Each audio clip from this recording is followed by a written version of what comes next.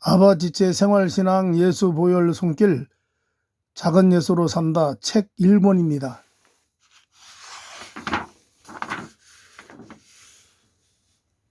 작은 예수로 산다 들어가는 말입니다. 성경은 사람이 영혼육의 인격을 가진 하나님의 형상의 존재로서 하나님의 뜻을 자유롭게 펼쳐나가는 하나님의 자녀라고 선언합니다. 사람은 영혼육으로 지어졌습니다. 다시 말해 세 가지 인격, 마음, 자아로 구성된 존재인 것입니다. 영혼육으로는 하나님과 교제하고 영혼으로는 사람들과 교제하여 육으로는 세상 피조물과 교제하는 하나님 섭리의 창조물인 것입니다. 그랬던 것이 사탄 마귀 귀신의 거짓 속임수로 인하여 하나님의 창조 질서 파괴를 불러일으켰고 때문에 사람은 세 가지 마음 교제 자아를 잃어버렸으며 그때부터 갖가지 고통과 어둠 속에서 지낼 수밖에 없게 되었습니다. 이런 인격 마음 교제가 잘 형성되지 않음으로써 그 불통으로 인한 온갖 불행과 질병이 생기며 고통과 아픔, 사람이 겪는 모든 불행의 역사가 자꾸 들불처럼 번지는 것입니다. 그렇습니다. 사람은 자신의 인격 마음 자아에 아버지 인격 마음이 말씀으로 채워질 때 변화받고 치유받을 수 있는 세 가지 인격 마음 자아를 가진 존재입니다. 때문에 하나님 아버지의 마음을 성령으로 내 마음 성전에 채우지 않고서는 결코 어떠한 육신의 수단 방법과 정신 수양 철학으로도 새로워질 수 없는 존재임을 먼저 깨달아야 합니다. 하나님 아버지와의 인격 교제를 회복하여야만 이 세상뿐만 아니라 나 자신을 잘 다스릴 수 있게 되어 행복하게 잘 살 수 있게 된다는 사실을 꼭 알아야만 합니다. 이와 같은 사실을 회복시켜 주시기 위하여 하나님 당신이 스스로 사람으로 오셨는데 그분이 바로 예수 그리스도이십니다.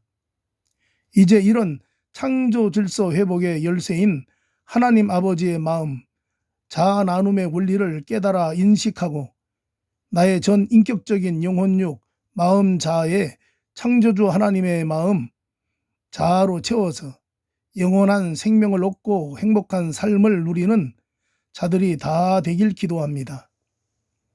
예수 그리스도를 믿음으로 마음의 인격적인 영접을 한 사람이 하나님의 자녀가 됩니다. 하나님이 그들의 아버지가 되시는 것입니다. 자녀는 사랑받습니다. 사랑받는 자는 모든 것으로부터 자유롭습니다. 그 자유를 누리는 것이 평안이고 행복인 것입니다. 하나님께서 성령으로 내 마음에 계시는 상태를 임마누엘이라고 합니다. 다시 말해 예수님은 하나님 자녀의 참 자유인 임마누엘을 이루시기 위하여 오셨습니다. 즉 임마누엘로서 얻은 생명을 자유롭게 누리며 번성케 하심에 하나님의 손길을 회복시켜 주시기 위하여 오신 것입니다. 사탄은 어둠의 권세입니다. 죽이고 멸망시키는 자입니다. 하나님과 사람 사이에 영혼육의 전 인격적 마음 교제를 무너뜨려 망가지게 하는 존재입니다. 사람들에게 사기를 쳐서 속여 영의 인격과 혼의 인격과 육의 인격을 넘어지게 만듭니다. 그러나 사람이 성령을 마음 인격에 모셔드리는 순간 생명의 등불이 마치 어두움이 불빛만 있으면 힘없이 사라지는 것처럼 밝은 빛을 비춰 마귀는 쫓겨나가게 되어 있습니다. 노력하거나 애를 쓰지 않아도 담대한 믿음의 용기로 나서는 자에게서 뒷걸음쳐 급히 도망치게 되어 있습니다. 이것이 믿는 자들에게 나타나는 회복된 통치 능력과 기적인 것입니다. 어떤 형태의 종교이든지 기복적 축사에 대한 대가를 요구합니다. 그러나 종교주의를 초월한 복음의 능력은 십자가에서 다 이루어 놓으신 모든 것들을 값없이 거저 선물로 다시 자율적 펼침으로 나누는 은혜의 사랑으로부터 시작됩니다. 왜냐하면 하나님께서 주신 모든 것은 값으로 지불할 수 없는 가치에, 그래서 값을 매길 수 없는 거저 받고 거저 베풀어야만 하는 은혜의 선물이기 때문입니다. 자녀가 아버지의 모든 것을 은혜의 선물로 누리는 것이 당연한 것입니다.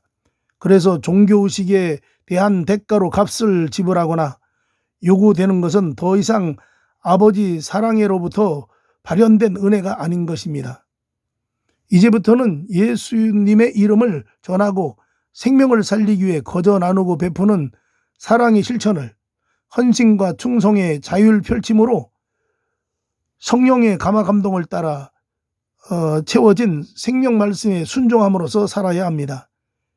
이제는 하나님의 거룩한 섭리의 그 역사에 동참하도록 강권하시는 성령의 음성을 듣고 그 뜻을 기쁨으로 즐겁게 쫓아 살아야 합니다.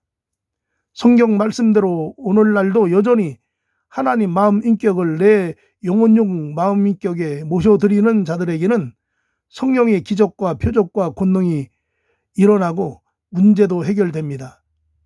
누구든지 보고 듣는 체험적 신앙을 가져야 합니다.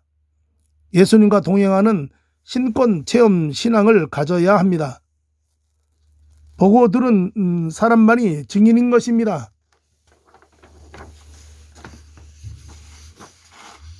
그렇습니다.